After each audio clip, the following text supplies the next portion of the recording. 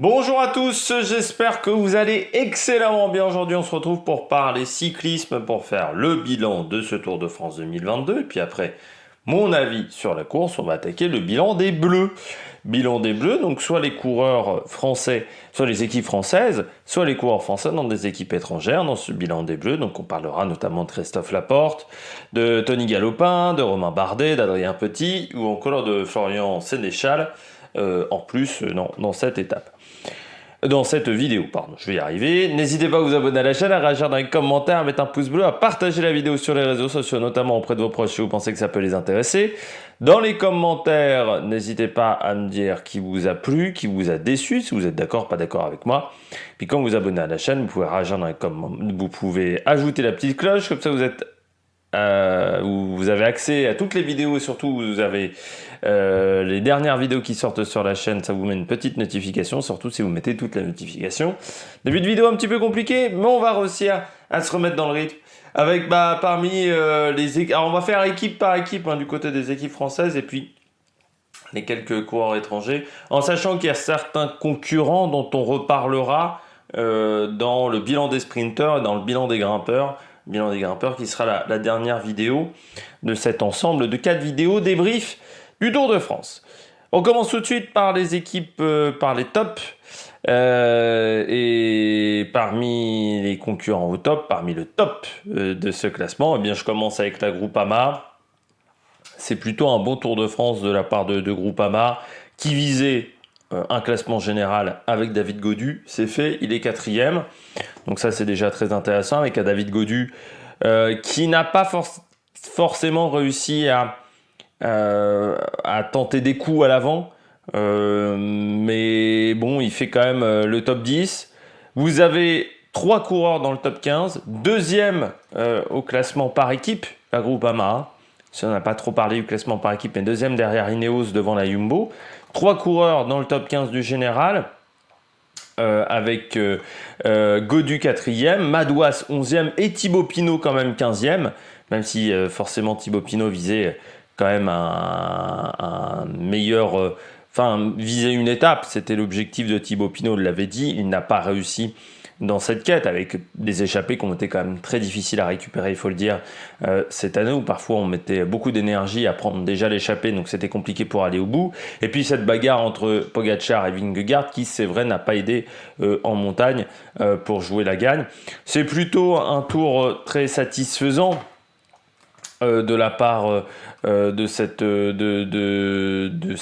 équipe Groupama, qui a fait vraiment du très bon boulot. On avait des doutes sur le fait de prendre Antoine... Enfin, moi, j'avais eu des doutes sur le fait de prendre Antoine Duchesne, mais au final, Antoine Duchesne a fait du très très bon travail. Storer, il monte en puissance. Ça ne m'étonnerait pas qu'on voit Thibaut Pinot et Storer sur le prochain Tour d'Espagne. Stefan Kung, qui a été un peu plus en difficulté, Stefan Kung, mais qui a quand même été bien utilisé. Kevin Geniet, qui a fait 2 très bonnes premières semaines. Il faut le dire aussi, il a fait du très très bon boulot autour de Gaudu. Ça a été une équipe solide, la Groupama, sur ce Tour de France. Stefan Kung a été un peu plus en difficulté. Bon, il a eu un retour compliqué avec la Covid. C'était aussi un petit peu le cas pour Thibaut Pinot. Mais la Groupama a été un collectif plus solide, par exemple, que la Movistar. Plus solide, même je dirais que la Bora, je trouve qu'ils ont réussi à faire des bonnes choses. Et puis ce collectif a aussi aidé David Gaudu, je pense notamment à l'étape du Granon. C'est vrai que dans le Galibier c'est compliqué pour Gaudu, mais il est bien aidé par son équipe, il est bien aidé à plusieurs reprises, notamment par du très grand Valentin Madouas en 3e semaine. Après, on a compris assez vite que ça serait compliqué d'aller chercher le podium parce que devant, Geraint Thomas semblait plus fort et puis que les 2 premières places étaient inaccessibles avec Vingegaard et Pogačar. Mais ça a été un bon Tour de France de la Groupama qui a montré qu'elle était solide, qui a montré aussi que c'est pour moi aujourd'hui la meilleure équipe française sur le plateau et ça s'est bien passé. Voilà, pour la Groupama, ça a été du bon boulot. Ils ont été solides. On peut noter également Michael Storer, qui a fait du bon travail en fin de course. Et Michael Storer, qu'on verra je pense, sur la Vuelta. Hein. Ça m'étonnerait qu'il ne fasse pas la Vuelta, même si on ne sait pas encore les coureurs qui feront la Vuelta. Il devrait faire la Classica San Sébastien également samedi, c'est-à-dire demain. Et puis après, oui, c'est un coureur qui a fait du bon boulot, qui est monté en puissance au fur et à mesure de la saison, parce que c'est vrai que le début de saison avait été compliqué pour lui.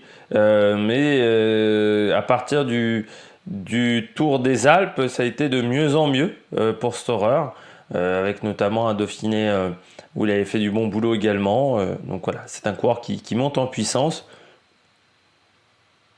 La Vuelta peut être un objectif pour le coureur de 25 ans, comme pour Thibaut Pinot également, pour tenter peut-être de jouer le général avec Thibaut Pinot, s'il retrouve une condition physique un peu meilleure que sur ce Tour de France. On poursuit avec les tops, et je continue avec Arkea. Là aussi, du côté d'Arkea, difficile quand même de faire beaucoup mieux pour l'équipe française sur ce Tour de France, avec un Quintana qui prend quand même la 6e place du général, ce qui est un très bon résultat pour Arkea. On peut noter également les places d'honneur de Hugo Hofstetter sur ce Tour de France, qui a tenté sur les étapes. Et qui a fait du bon boulot. Pour moi, ça a été une belle course. Une belle course pour Arkea quand on voit les résultats sur ce Tour de France. Ça a été vraiment du très bon travail, de plusieurs top 10 pour notre ami Hofstetter. Il manque peut-être la victoire. C'est vrai que Quintana fait 2, notamment au Granon, mais Vingegaard était vraiment au-dessus. Il finit difficilement peut-être ce Tour de France, Nairo Quintana, avec un petit peu de fatigue. Il a fallu faire également sans Warren Barguil, qui a dû abandonner tôt après la première semaine. Mais on a vu également un collectif solide, c'est-à-dire que Maxime Bouet, Capiot, Swift, c'était du solide sur le plat. C'était plus compliqué en montagne, il faut le dire. C'est que Quintana s'est retrouvé un peu trop seul en montagne, et c'est là-dessus il faudra travailler du côté d'Arkea, peut-être recruter quelques coureurs en montagne. On parle de Christian Rodriguez qui rejoindrait Arkea depuis l'équipe Total, mais on fera peut-être un petit point transfert vers le 10 août quand on aura déjà eu les premières informations dans le peloton des coureurs qui changent d'équipe, parce que je pense qu'on aura pas mal de changements comme d'habitude. Je rappelle qu'il faut attendre le 1er août pour annoncer sa nouvelle équipe, même si on sait tous que les contrats sont presque déjà signés, paraphés par les agents bien avant ce Tour de France. Et puis je termine avec Christophe Laporte.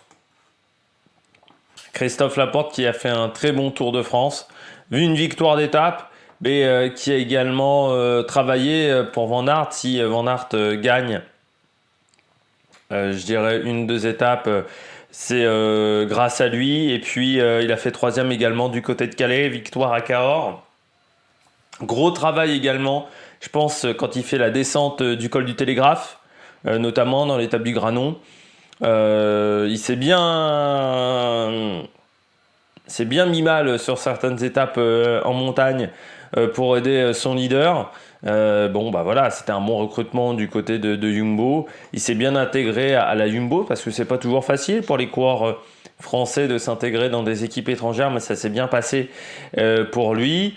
Et puis avec Van Aert, ça s'est bien passé. Et puis gros travail pour pallier l'absence aussi de Roglic et Kreuzweig après l'étape 15, et il a sacrément bossé sur la 3e semaine, et sacrément bien bossé en plus sur cette 3e semaine. On savait que c'était un coureur qui passait bien les bosses, mais là il a fait vraiment du très bon travail. Et puis voilà, victoire sur cette étape du Tour de France après avoir remporté une étape sur Paris-Nice. C'est un coureur qui a réussi son année 2022. Est-ce qu'on le verra sur la Vuelta ? Pour l'instant, ça n'a pas été indiqué. C'est quand même l'équipe qui a fait le Tour de France chez Jumbo a quand même pas mal bossé. Il a fait également un gros mois de mars en début de saison, donc on va voir ce que ça va donner pour le reste de la saison, mais il a 44 jours de course, hein, puisqu'il avait fait une grosse pause entre Paris et Roubaix, il avait repris qu'au Dauphiné, il n'avait pas couru entre Roubaix et le Dauphiné. Donc on va voir s'il va pas être en capacité quand même de faire la Vuelta, ou sinon après il y a d'autres courses, hein, le Tour de Grande-Bretagne notamment, qui peuvent être intéressants du côté de la Jumbo.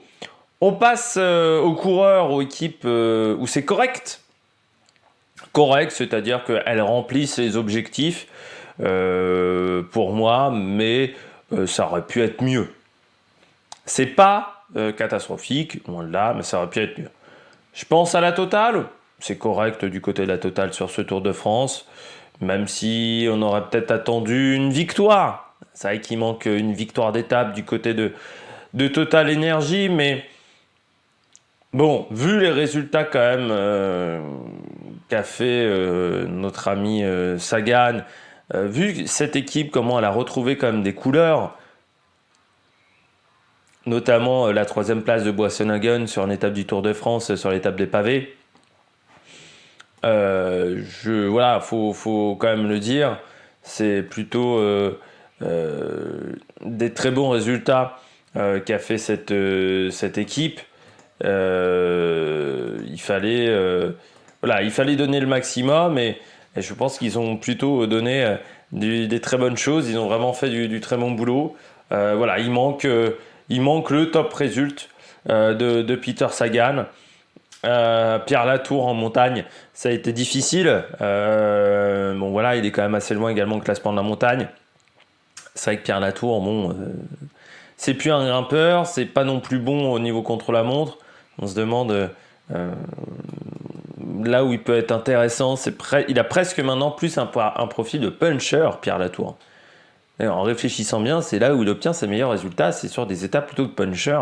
En haute montagne, il a du mal. En contre-la-montre, il a du mal. Par contre, du côté des courses puncher, ça marche plutôt pas trop mal. Burgodeau a connu un début de Tour de France compliqué, mais il a tenté quand même de prendre des échappées ensuite. Et puis bon, on a perdu assez vite Danielos. Turgis également très compliqué en début de Tour de France. C'est vrai qu'on l'a peu vu Turgis, mais bon, il a pris quand même des gros taquets en début de course. Mais je trouve que voilà, Edvald Boasson-Hagen a été performant sur ce Tour de France. C'est même assez surprenant qu'on ne l'avait pas pris au départ, hein. Il n'était pas dans la start list sur ce début de Tour de France. Il a pris la 4e place, pardon, pas la 3e place, j'ai dit une petite bêtise. C'était pas la 3e place. Si, pourtant c'était la 3e place. Mais j'ai pas les résultats dans l'ordre. Et oui, parce que j'ai pas tous les résultats du Tour de France, c'est pour ça. Je me disais bien qu'il y avait un souci. Mais oui, il a été performant. J'ai que les 100 premiers résultats du Tour de France, les 100 derniers résultats. Mais ils ont été quand même à l'avant. Bon, il en a manqué, quoi. Voilà, tout simplement. Mais bon, par rapport à où était l'équipe l'année dernière, où j'avais énormément critiqué cette formation Total Energy, je crois qu'on a bien progressé chez Total Energy, et ça c'est grâce à Peter Sagan. De toute façon, bon, même Jean-René Bernedeau l'a dit, c'est déjà une réussite. Peter Sagan, vu les résultats qu'a obtenu cette équipe. Alors oui, vu le mois de juin, on s'attendait à pourquoi pas réussir à remporter une étape. Bon, ça n'a pas marché. Ils n'ont pas réussi. Après, ça marchera peut-être l'année prochaine. Cette dynamique, elle ne va pas s'arrêter tout de suite. J'avais peur qu'elle s'arrête, mais pour l'instant, elle ne s'arrête pas. C'est sûr que Peter Sagan, pour le moment, n'a pas réussi encore à claquer une victoire, mais le jour où il arrive à claquer une victoire chez Total, ça va peut-être également changer la donne. Claquer une victoire sur un grand tour, hein, parce qu'il a claqué une victoire sur le Tour de Suisse, mais claquer une victoire sur un grand tour, ça va peut-être changer la donne. La Covid n'a pas aidé également, parce qu'il fait partie des coureurs qui ont chopé la Covid après le Tour de Suisse, donc ça a peut-être été un peu compliqué pour le coureur slovaque, mais je trouve que voilà, c'est correct. On s'attendait pas à beaucoup mieux. On aurait peut-être voulu une victoire d'étape, mais on savait que ça serait pas facile pour les échapper. Voilà, ou pour Peter Sagan face à Wout van Aert. Galopin, il fait un tour honorable, Tony Galopin. dans une équipe Trek qui s'est montrée à l'avant, il faut le dire aussi. Alors, il n'a pas réussi à trouver la gagne, mais il a pris des échappées, il a tenté le coup. Au moins, on l'a vu. Voilà, il y a des coureurs comme ça qu'on ne voit pas énormément, au moins lui, on l'a vu. Après, on voit bien que on n'a plus affaire au Tony Galopin de l'époque Lotto, de l'époque Radio Shack. C'est un Tony Galopin qui est un peu moins performant. Dernière année de contrat l'année prochaine chez Trek, est-ce qu'il continuera au-delà de 2023, Tony Galopin? C'est une question qu'on peut se poser, mais je trouve qu'il a eu un rôle un peu de capitaine de route également. Ça reste un coureur intéressant et important dans cet effectif. Voilà, il a manqué un petit truc pour que ça aille au bout, hein. Je pense notamment sur l'étape de Foix. Ouais, il manque pas grand-chose. Mais il n'arrive pas à accrocher les meilleures roues. Voilà, il n'arrive pas à accrocher la roue du Goul. Voilà, il en a manqué un petit peu. Tous les jours, en fait, il a manqué un petit peu pour Tony. Bon, bah, il y repassera une prochaine fois sur ce Tour de France. Peut-être l'année prochaine, ça ira mieux. Ça marchera mieux pour le coureur français. Bon, voilà. Mais au moins, on l'a vu. Donc, c'est pour ça que je mets un tour correct. Adrien Petit aussi, c'est correct. Il a fait son job d'équipier chez Intermarché. Voilà, on attendait à ce qu'il fasse un rôle d'équipier. Il a eu un rôle d'équipier. Alors, ça n'a pas marché pour Christophe. Mais voilà, au moins il revenait sur le Tour de France. Ça faisait au moins depuis 5-6 ans qu'il n'avait pas fait. Je crois que c'était 2017 son dernier Tour de France, parce que chez Total, on l'avait souvent squeezé. Et c'est vrai que le coureur d'Intermarché fait quand même une bonne saison. C'est vrai que dans un rôle d'équipier, mais il a fait vraiment du bon boulot. Et puis il prend la troisième place du Grand Prix de Denain, 6e de Paris-Roubaix, 5e du Anvers Porte Épique aussi. Donc il a quand même eu des résultats. Et puis après, en tant qu'équipier, il a fait du bon travail. Je pense notamment à Gand, où il fait un sacré boulot pour placer notre ami Guermeil. Ben voilà, hein, ça c'est aussi pour ça qu'il a été payé. C'est pour ça qu'il est dans cette équipe Intermarché. Et puis l'année prochaine, ça sera peut-être pour Cavendish. On ne sait pas. Ça sera peut-être pour un autre coureur important, un autre sprinter important qui travaillera, parce que Christophe partirait chez Uno X. Donc voilà, il y a beaucoup de rumeurs au niveau d'un futur sprinter chez Intermarché. Un gros nom qui voudrait se relancer. Voilà, il y a beaucoup de noms sur la table, mais on parlait notamment d'un certain Cavendish, on parlait également de Chesbol. Il y a quelques bons sprinters qui sont sur le marché des transferts et que voudrait attirer dans ses filets Intermarché pour gagner des étapes sur les grands tours. On poursuit avec les coureurs corrects, avec Romain Bardet. Romain Bardet, il fait quand même 8e du Tour de France, en sachant que l'objectif cette année, c'était le Giro. C'était le Giro, l'objectif numéro 1. Il fait 7e même du Tour de France, c'est vrai qu'il passe Mentiès sur la fin. Bon, voilà, c'est un résultat satisfaisant pour Romain Bardet. La 3e semaine a été dure. Ça, c'est clair et net. 3e semaine a été vraiment très compliquée, parce qu'il était très fatigué. C'est le seul qui a réussi à peu près à être performant sur le Giro et sur le Tour. C'est le seul sur ce Tour de France qui a réussi à faire ça. Tous ceux qui ont été sur le Giro ont été inexistants sur ce Tour de France. Romain Bardet, il arrive quand même à tirer le top 10 et à intégrer ce top 10. Alors certes, 18 minutes, donc j'ai envie de dire que c'est un peu de... L'écart est pas intéressant. Une 7e place, il visait pas ça en début de saison, une 7e place pour le Tour de France. Mais ce sont des points importants pour DSM. Encore une fois, dans l'objectif du World Tour 2022, DSM, là, c'est peut-être bien sauvé grâce aux points de Romain Bardet sur ce Tour de France. Et puis, je dirais que quand la 3e semaine a été compliquée, mais il a fait vraiment de très belles choses sur les 2 premières semaines. Il est vraiment au contact sur un tour qui pourtant n'était peut-être pas favorable pour lui, notamment avec les pavés, notamment avec beaucoup d'étapes dangereuses. Lui, il a réussi à passer au travers de tous ces problèmes Ensuite, bah voilà, c'est les jambes qu'on parlait et dans les Pyrénées, les jambes, elles étaient plus là. Voilà, il y avait beaucoup de fatigue. Avec la chaleur aussi, ça n'a pas aidé. Parce que je pense que s'il avait été fatigué mais qu'il n'y avait pas eu la chaleur, ça aurait peut-être été un peu plus facile pour attraper le top 5. Mais avec la chaleur, ça n'a pas aidé. Voilà, il a pris des coups de chaud où il était vraiment pas bien dans cette troisième semaine. Mais il s'est accroché. C'est un tour aussi qui va être important parce que là, il s'est vraiment accroché. Il aurait pu lâcher, je pense, une dizaine de fois sur la troisième semaine, se dire allez, j'ai plus les jambes, je m'accroche pas, voilà, je finis à 25 minutes, on m'en tiendra par rigueur. Mais non, il s'est accroché. Il s'est accroché au maximum et il finit avec une belle 7e place.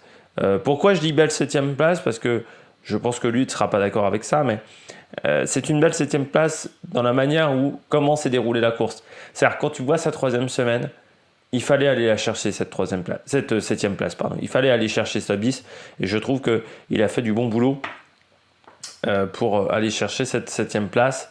Et voilà, finir 7e, c'était vraiment un bel objectif. Et puis ça fait 50 points de plus que la 8e place. Donc ça, c'est pas non plus à négliger. On passe désormais aux coureurs où c'est pas foufou. Voilà, les résultats pas foufou dans ce Tour de France. Je commence avec AG2R. Alors, je vous vois tout de suite venir. Certains vont me dire, t'es quand même un peu difficile, ils ont gagné une étape. Ça, c'est vrai, ils ont gagné une étape. Bob Jungels fait 12e du général. On a retrouvé Bob Jungels. Ça, je suis très content. Je pense que vous l'avez compris quand j'ai parlé de Bob Jungels. Ce qui est dur, c'est que cette équipe a quand même bien souffert. À la fois Covid, à la fois également son leader qui tombe sur les pavés, Ben O'Connor. L'objectif, c'était pas seulement d'aller chercher une victoire d'étape sur ce Tour de France, c'était de faire un résultat dans le top 5. Et avec Ben O'Connor, ça n'a pas marché. Ça n'a pas marché parce que l'étape des pavés a été compliquée pour AG2R. Encore une fois, ce problème de culture des pavés, le fait de ne pas avoir pris Van Avermaet, c'était pas l'idée du siècle. C'est vrai qu'on a pris De Wolf, on a pris Nezen. On aura peut-être pris Van Avermaet, ça aura peut-être changé la donne. Après, peut-être pas. Bouchard, Covid. Paris-Pinte, Nezen qui abandonne assez vite. Cherel aussi qui abandonne. Et on finit à 3. Alors on finit avec une victoire d'étape. Ça, c'est ce qui sauve un peu, je dirais, le Tour de France d'AG2R. Mais contrairement à Cofidis est juste derrière. Les objectifs étaient importants quand même sur ce Tour de France. Il y avait l'objectif de faire top 5. Il y avait la possibilité de le faire avec un Ben O'Connor qui était en forme. Quand on voit en plus le Tour de France que fait Bob Jungels, on se dit que ça aurait été un très bon lieutenant pour Ben O'Connor et que ça aurait bien marché. Michael Cherel également a fait une bonne première partie de Tour de France. Enfin, voilà, ça aurait été bien. Mais les pavés en ont dessiné autrement. Et puis Ben O'Connor avait un peu raté son chrono aussi, pour ceux qui s'en souviennent. Et il a abandonné à la fin de la première semaine. Sans avoir vraiment marqué ce Tour de France. Mais voilà, G2R, ils sauvent, on va dire, leur Tour de France avec la victoire. Mais on s'attendait à un peu mieux de la part d'AG2R. Et comme les attentes étaient supérieures à d'autres formations, c'est pour ça que je les mets en pas foufou. Je poursuis avec Cofidis. Cofidis, ça a été compliqué. Là aussi, le Tour de France. On perd Guillaume Martin très vite. Victor Lafay, lui, n'a jamais été dans le coup. Alors Victor Lafay, oui, ça a été... il est passé complètement à travers des problèmes physiques, avec des symptômes qui ne sont pas Covid, mais voilà, une incapacité à produire des efforts importants. Guillaume Martin qui a été testé positif Covid, alors qu'il était bien classé au général et que de toute manière en troisième... Quand tu vois les écarts en plus au général, ça c'est ce qui est très frustrant avec Guillaume Martin, c'est que tu te dis, quand tu vois un 9e Lutsenko à 22 minutes, 56, quasiment 23, tu te dis que Guillaume Martin, il aurait pu être 8e du Tour de France. Enfin, il était dans les cordes pour être 8e vu les écarts. Et ça aurait fait encore un top 10 pour Guillaume Martin. Mais il aurait peut-être pu aller chercher une victoire d'étape. Quand tu vois ce qu'a fait Jungels également, il y avait peut-être possibilité de faire. Ou Hugo Houle, pardon. Chaque fois que je dis Houle, c'est un problème. Mais du côté de Guillaume Martin, oui, il en a manqué un petit peu. Il en a manqué un petit peu. Il a manqué surtout de la chance. Ça, je voulais dire. Il a manqué de la chance par rapport à la Covid. Et puis après, on a vu un peu Benjamin Thomas. C'est vrai que tenter des coups. On a vu Geschke et Yann Izaguirre pour le maillot de la montagne. Alors Yann Izaguirre qui était vraiment pas en forme depuis le Tour de Suisse. Il y a vraiment eu un après et un avant au Tour de Suisse. Avant le Tour de Suisse, il était vraiment bien. Après, inexistant, Yann Izaguirre. Donc, il a fait le travail d'équiper pour Simon Geschke. Ça aurait pu être un tour correct s'ils prennent le maillot à poids. Sauf qu'ils ne prennent pas le maillot à poids. Ça sauvait le Tour de France, ce maillot à poids. Ça aurait peut-être même fait au top pour Cofidis. Parce qu'on n'avait pas beaucoup d'attentes autour de Cofidis avant ce Tour de France. Bien se mentir que même Yann Izaguirre, moi j'avais dit, le problème de Yann Izaguirre, c'est qu'il ne tient pas 3 semaines. Donc j'avais pas énormément d'attentes autour de la Cofidis. Donc ça aurait pu être équipe au top. Mais ils prennent pas le maillot à poids. Ils n'ont pas réussi à être très performants dans les étapes de montagne non plus. C'est-à-dire que si même Geschke prend le maillot à poids, sur les étapes de montagne, ils ont rarement été là dans le Money Time, quand ça se décide. Et puis, c'est sûr qu'on perd aussi Brian Cocard avec la Covid avant même le départ du Tour. Et c'est vrai qu'on aurait bien voulu voir Brian Cocard jouer la gagne. Est-ce qu'il sera sur la Vuelta, Brian Cocard, peut-être, hein, parce que, vu qu'il était prévu sur le Tour de France, est-ce qu'on ne le mettra pas sur la Vuelta pour tenter de chercher des victoires d'étape. C'est dommage, voilà, pour Brian, parce que ça aurait pu faire un bon Tour de France pour Brian, aller chercher la gagne. Et puis, la Covid on a décidé autrement. Sénéchal, il a eu un rôle d'équipier, il a joué quelques sprints. Après Sénéchal, on s'aperçoit que c'est déjà pas un sprinter, on s'aperçoit qu'il y a toujours les problèmes qu'il aime pas frotter. On lui a pas assez fait confiance, également chez Quick-Step. Donc ça, je pense que ça a été un problème, qu'on lui fasse pas assez confiance. Et puis,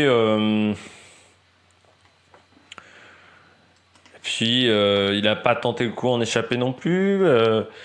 En fait, Sénéchal, malgré le fait qu'il fasse 2 top 10, on l'a assez peu vu sur ce Tour de France. Il fait même 3 top 10. J'ai oublié la 8e place à Saint-Étienne. Mais au final, on l'a très peu vu. Il fait 8 à Saint-Étienne, 7 à Carcassonne et 4 à Cahors. Cahors, il ne voit pas partir à la porte. À Carcassonne et Saint-Étienne, c'est des sprints qui sont un peu plus compliqués pour lui, où il se fait manger sur un des 2 sprints un petit peu, parce que c'est pas un pur sprinter. C'est là aussi le problème un petit peu de Florian Sénéchal, c'est que c'est pas un pur sprinter. Après, il va falloir, comme je le disais dans une des vidéos, il va falloir vraiment réfléchir pour Sénéchal à l'après 2023. Est-ce qu'il veut rester chez Quick-Step où il aura un rôle d'équipier et pas plus?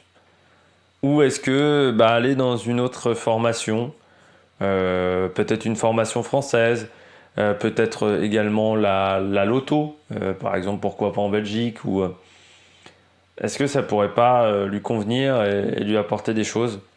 Parce que là, j'ai l'impression vraiment qu'on est arrivé au bout d'un truc, avec Sénéchal. Qu'on est arrivé au bout d'un cycle où il n'aura pas mieux chez Quick-Step que ce qu'on lui propose maintenant. Il aura peut-être même moins. Et moi, je me dis, vu les qualités de Sénéchal, rejoindre une autre formation ne serait pas une mauvaise idée. Je pense à la Total, par exemple. Fin 2023, Total Energy. Certes, tu joues les meilleures courses françaises. Voilà, ça pourrait permettre d'améliorer le train pour Peter Sagan. Pourquoi pas jouer sa chance si Peter Sagan partait, on ne sait pas. Ça pourrait être une bonne idée. Mais alors c'est compliqué parce qu'il a commencé chez Quick-Step. Il a été stagiaire chez Quick-Step. Il est passé chez Etix aussi. Mais j'ai l'impression que là, on est vraiment à la fin d'un truc du côté de Sénéchal. Il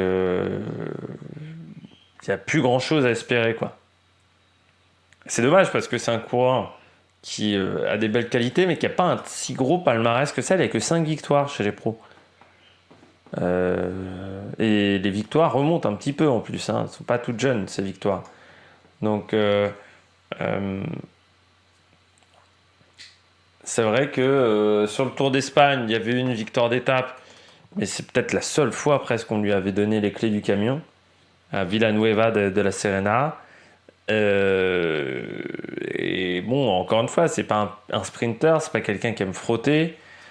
Et bon, chez Quick-Step, quand t'aimes pas frotter, bah, tu deviens équipier. Or, pour moi, c'est un coureur qui a des qualités. Moi, si j'étais Total, Cofidis, parce que c'est plus le Cofidis qu'il a quitté en 2017. Ah si, mais Total, pour être une belle équipe, pour rebondir fin 2023, pour l'année 2024, ça pourrait être pas mal. Surtout qu'il y aura la sélection pour les Jeux Olympiques également pour Sénéchal à aller chercher. On passe au flop. Bon, bah, c'est la dernière équipe dont je n'ai pas parlé. Hein. C'est BNB. Bon, déjà, BNB, il y a un premier problème. Ça a été, pour moi, c'est Jérôme Pinault, le premier problème. Voilà. Bon, je vous l'ai dit plusieurs fois, Jérôme Pinault, j'ai l'impression qu'il surestime énormément son effectif, ce que faisait pendant très longtemps Jean-René Bernaudot. Il croit qu'il a un effectif qui peut concurrencer les équipes World Tour. Ce n'est pas le cas. Il a un effectif inférieur. Voilà. Il n'a pas un effectif pour aller concurrencer les équipes World Tour. À partir de ce moment-là, ta manière de courir doit être différente. Tu dois aller prendre les étapes en tant que baroudeur. Voilà. Tu dois faire les étapes de plat, tu dois animer la course. Sauf qu'au final, à part la première étape en ligne Danemark, c'est vrai qu'ils l'ont bien animé. Hein. Ils sont bien passés pour des cons aussi. Derrière, ils ont rarement animé la course. Alors, il y a eu Goujard.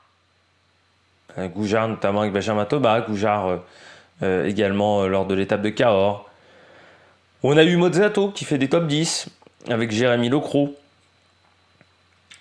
Mais en montagne, ils ont été inexistants. Voilà. Alors Pierre Rolland a été malade. Schoenberger, c'est pas suffisant. Cyril Barth, on se demande pourquoi. Cyril Barth, on se demande déjà pourquoi on l'a embarqué. Et bon, Cyril Barth, c'est quand même plus très bon. Franck Bonamour, bah, j'ai l'impression que c'est un peu comme d'habitude chez BNB Hotel. Ça me fait penser un peu à Quentin Paché. Quentin Paché, il se révèle en 2020. 2021, catastrophique. 2022, il retrouve des couleurs chez Groupama. Bon amour. 2021, super. 2022, inexistant. Mais j'ai vraiment le même sentiment qu'avec Quentin Paché. Alors lui, la différence, c'est qu'il a un contrat jusqu'en 2023 dans cette équipe. Mais il a été inexistant pendant ce Tour de France. Hein. Franck Bonamour, il n'a jamais été dans le coup. Dans les échappées, il était lâché très tôt. Donc ça ne l'a pas fait. Mais en même temps, la saison de Coco, elle est pas bonne. À part une deuxième place à Saint-Sauveur de Montagu et la 7e place sur la classique Loire-Atlantique. Alors certes, on m'a dit au Grand Prix cycliste à Marseillaise, il y a eu un gros choc. Oui, mais ces résultats-là, ils sont au mois de mars. Hein. Donc ça veut dire qu'au mois de mars, il avait déjà récupéré. Après, ça a été une panne de jambes. Il n'y avait pas les jambes, il n'y avait pas les qualités. C'est dommage. Mais on se retrouve quand même à avoir un Tour de France inexistant pour BNB. Est-ce que la sélection était la bonne ? Ça aussi, on pourrait se poser des questions. On n'a pas pris Pierre Barbier, par exemple, pour les sprints. On n'a pas pris Jonathan Hiver. On n'a pas pris Cyril Lemoine, qui sont des coureurs d'expérience. On n'a pas pris non plus Heidemann, l'Allemand. Et puis Pierre Rolland. Enfin, il n'y a rien qui a marché. Le comportement en plus de BNB sur ce Tour de France, je trouve, a été assez lamentable, notamment où il fallait demander une autorisation pour les avoir en interview, la manière de parler de Jérôme Pinault pendant la course. Bon, il n'a pas fait honneur à son invitation, ils n'ont pas fait honneur à leur invitation chez BNB. Puis souvent, ils n'ont pas mis les bons courants en échappée en plus. Donc, Cyril Barth en échappée. Moi, je pense que Cyril Barth, déjà, ne devait pas faire le Tour de France. Enfin, voilà, quoi. C'est pas un coureur qui a des grandes qualités. Mais c'est quand même une équipe qui n'a que 3 victoires d'étape cette année. Elle a quand même un budget qui est pas mini, quoi, en deuxième division. C'est-à-dire, la dernière fois, je vous ai parlé, il n'y a pas si longtemps de ça, d'Agri Tubel. Mais à côté, le budget d'Agritubel, c'était un budget minime par rapport à ce qu'a BNB Hotel. Si on compare à l'époque, Agritubel, il n'y avait rien comme thune. Et Agritubel arrivait à faire des résultats sur le Tour de France. Donc à un moment, on va me dire, oui, c'est une question d'argent, on va me mettre plein d'exemples, c'est les vélos, c'est plein de choses. Bon. Il y a les coureurs, certes, le staff aussi. Et le problème de Jérôme Pinault, c'est qu'il ne se remet pas en question au niveau du staff. Je suis même assez inquiet pour BNB Hotel, parce qu'on nous avait fait miroiter quand même un gros sponsor. On pensait donc à Carrefour. Le gros sponsor, en fait, c'est pas du sponsoring, c'est la mairie de Paris. Mais en fait, la mairie de Paris ne va pas mettre d'argent dans l'équipe, c'est juste qu'elle va... Jérôme Pinault pense que l'aura du nom Paris va lui permettre d'attirer des nouveaux sponsors. Je crois qu'il se met le doigt dans l'œil. Et donc, je suis assez inquiet sur l'idée d'avoir d'avoir plus de budget, parce que je crois qu'en fait, il n'y a rien derrière. Mais bon, j'ai envie de te dire que les employés de Vital Concept étaient assez surpris de connaître le budget de l'équipe à l'époque. Je me souviens d'avoir lu des messages sur Twitter d'employés de Vital Concept qui disaient « Je ne sais pas comment ils arrivent à sortir 7 millions d'euros pour cette équipe. » Parce que les premières années, c'était que Vital Concept. Après, il y a eu BNB, après Vital Concept est parti. Mais Vital Concept est parti aussi parce que ça se passait pas bien avec Jérôme Pinault, hein. Il faut le dire, que les résultats n'étaient pas là alors qu'il y avait beaucoup d'attentes. Mais là, en plus, tu as des attentes qui ne correspondent pas à l'effectif. Tu n'as pas le meilleur sprint, tu n'as pas un très bon sprinter, tu n'as pas un très bon grimpeur dans ton effectif, tu n'as pas un très bon baroudeur, tu n'as pas un bon puncher, un peu bon amour, mais il te manque un top coureur dans cette équipe. Et forcément, si tu n'as pas de top coureur, au bout d'un moment, c'est compliqué d'aller chercher les résultats. C'est tout, et en deuxième division. Franck Bonamour, c'est un leader pour le général, mais de deuxième division. Pierre Barbier, c'est un sprinter, mais d'équipe de deuxième division. Bon, pareil pour Mozzato, c'est un sprinter puncher d'équipe de deuxième division. Pareil pour Jérémy Legros. Bon, Axel Laurence, on verra, parce qu'Axel Laurence a fait un pas mauvais Tour de Wallonie à 21 ans, donc on va voir ce que ça va donner, parce que lui, c'est un très très jeune coureur. Mais c'est vrai que jusqu'à maintenant, il n'y a pas l'effectif qui correspond aux attentes. Si, soit il faut baisser les attentes, soit il faut améliorer l'effectif. Mais bon, à un moment, il faut trouver une solution, quoi. Et surtout, pour une équipe de deuxième division, il y a 27 coureurs. Si tu comptes les 3 stagiaires qu'il va y avoir là à partir du 1er août, 27 coureurs. C'est-à-dire qu'en temps normal, déjà, ils sont 24, hein, à temps plein. Ça fait beaucoup. Est-ce qu'il faudrait, par rapport au budget, est-ce qu'il ne faudrait pas avoir 2-3 coureurs de moins ? Ça, c'est aussi une question qu'on peut se poser. Est-ce que BNB a besoin d'avoir autant de coureurs ? Je ne suis pas convaincu. Voilà. Mais donc, c'était mon flop sur ce Tour de France. Bon, j'espère que vous avez aimé cette vidéo. Si vous avez aimé cette vidéo, n'hésitez pas à vous abonner à la chaîne, à réagir dans les commentaires, mettre un pouce bleu, à partager la vidéo sur les réseaux sociaux, notamment auprès de vos proches. Et puis nous, on se retrouve pour de nouvelles aventures sur la meilleure production. Ciao, ciao!